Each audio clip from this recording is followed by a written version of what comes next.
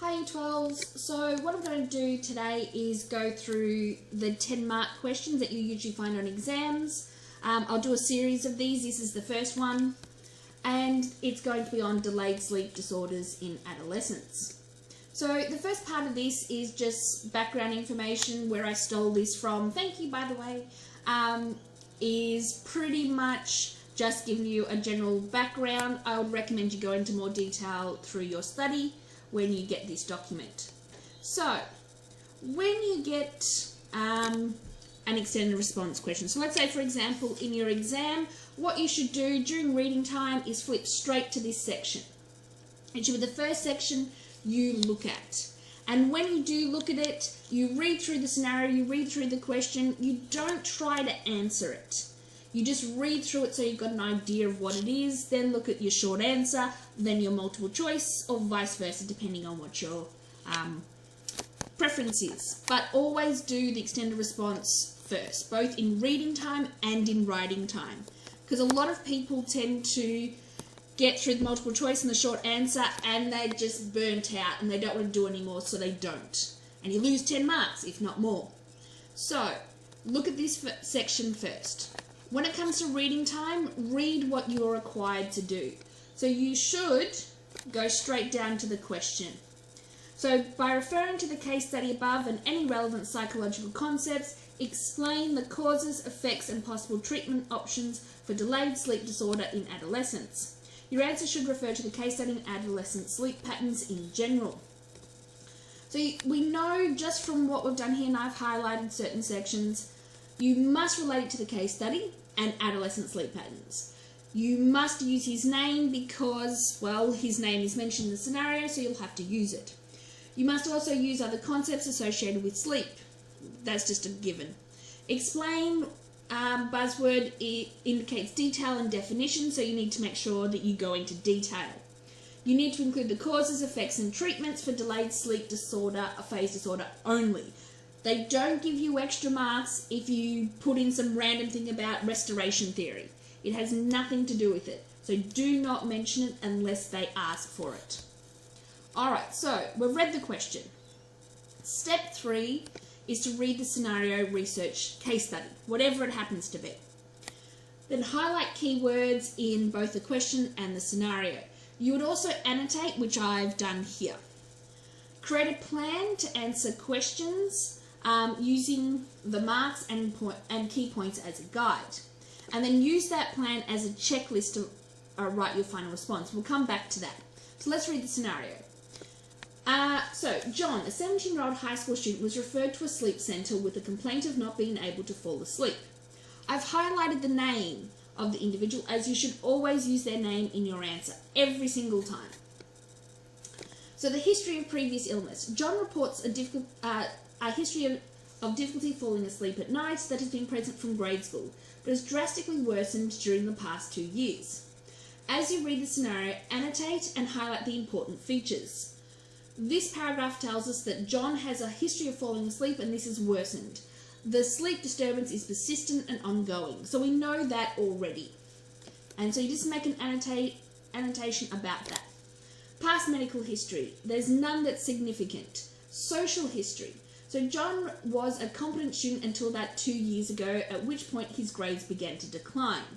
So the fact that his grades are starting to decline in the last 2 years, and if we look at that and I've squiggly lined it, his sleep has worsened during the last 2 years. So there's some correlation possibly between those two.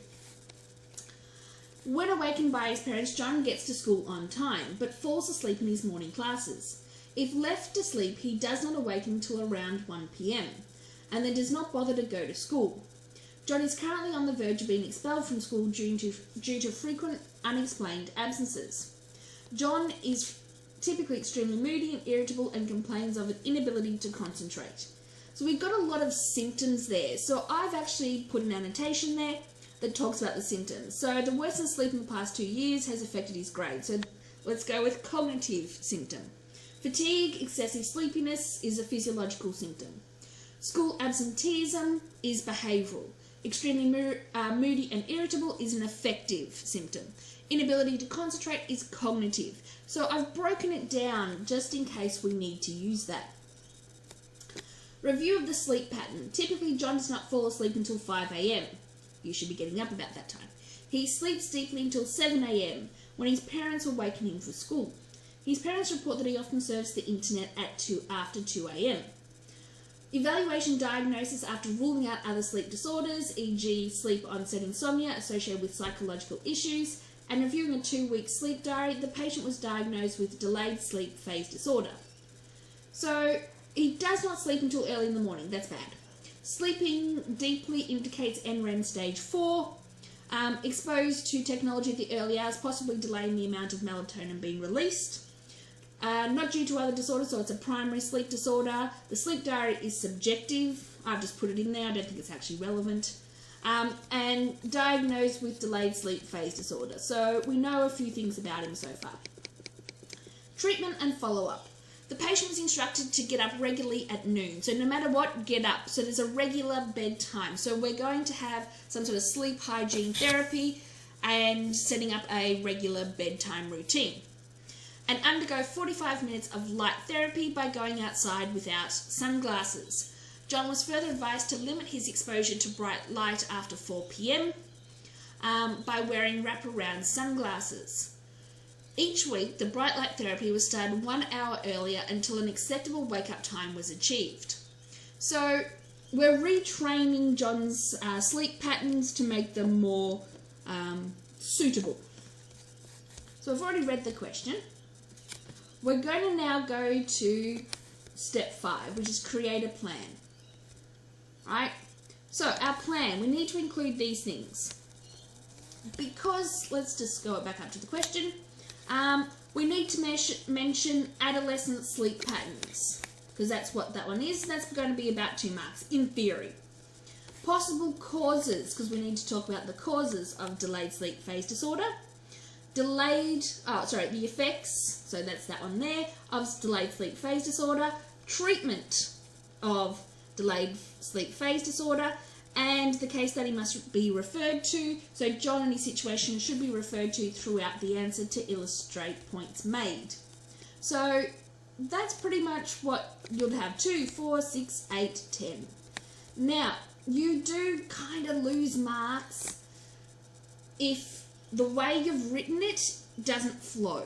So you can dot point this information, but it's better to write it in a holistic way. So it's written in paragraph form and flows well between points. So you can't just focus on one of these sections or 2 or 3 of them. You need to focus on all. So here's the answer. So the 10 marks within this question are influenced by a number of factors. The student should attempt all of the following. So you must refer to the case study. That's pretty much common sense. Adolescent sleep patterns in general must be referred to. Students should explain that most adolescents have a tendency to need to sleep later and get up later than adults or children. When this is extreme, it may be diagnosed as sleep phase delay. And you can tell that it's extreme because he's going to bed at 5 a.m. and waking up at 7 or later. Possible causes need to be mentioned, so it can include referral to delayed secretion of melatonin because he's on technology late at night. Also because of hormones, social demands, maybe he's on Facebook, who knows, work and school demands, possibly, and use of screens before sleep. So these are the sort of things that you would need to mention. Effects. It would need to be relevant here to comment on both the effects of the sleep-wake cycle and effects in adolescent functioning. The condition means that the natural drowsiness, so delayed sleep phase disorder, means that the natural drowsiness which should occur early in the evening comes later in the night. The adolescent thus finds it hard to fall asleep at the time which would suit the daytime activities he is exposed to. This becomes a cycle of sleeping later in the morning, which perpetuates the pattern. So in other words, the later you get up, the later you go to sleep. So the next night you get up even later, which means you go to sleep even later. Longer-term effects can be feelings of fatigue, but also effects on mood, concentration, other cognitive functions. Reference to different effects of deprivation of REM and NREM would be appropriate. So John is possibly REM deprived due to being deprived of the later hours of sleep, because I've said that he went into a deep sleep, so that's probably NREM. School, grades, moodiness, all that sort of stuff. So in this section here, you would talk about those symptoms that I've put in, and you would mention a cognitive one is this, a physiological one is this, behavioural ones are these, and you mention those words and you get more marks, or at least you'll get the full marks. Treatment. So explanation of bright light therapy is helping to reset the biological causes of the condition. So delayed melatonin at nighttime release and cortisol morning release, so that John's circadian rhythm is more in line with the day he's been exposed to. Wraparound sunglasses used to explain the effect of limited light on melatonin secretion, and explanation of the gradual introduction of these measures to treat the condition in a manageable way. So we're trying to encourage John's sleep-wake cycle to be in sync with the day-night cycle. And that's what we're trying to do with the bright light therapy. But you need to use things like circadian rhythm, zeitgebers, all that sort of stuff. So this is pretty much what you need to do. I usually tell my students that if it becomes too overwhelming to write it in, to write it in paragraph forms, do it in dot points. Have the plan, so this as your heading, and then this one, and then write it underneath. Then write the next one and do it underneath. You lose a couple of marks, yes, but it's better than not writing anything at all or only writing bits and pieces of it, right? I usually tell my kids when they do extended response that when you've done it, actually get a line, go through and put a line through it, right? To say, okay, I've covered that. Now go to the next section and go to the next and next and next. Just make sure you're trying to get as many marks as possible. What you should be focusing on is trying to get as much of the scenario in your answer. So I like to say, put the definitions in and how it relates as much as possible. If you have any questions, please don't hesitate to ask. And yeah, good luck. I'll do another one next week.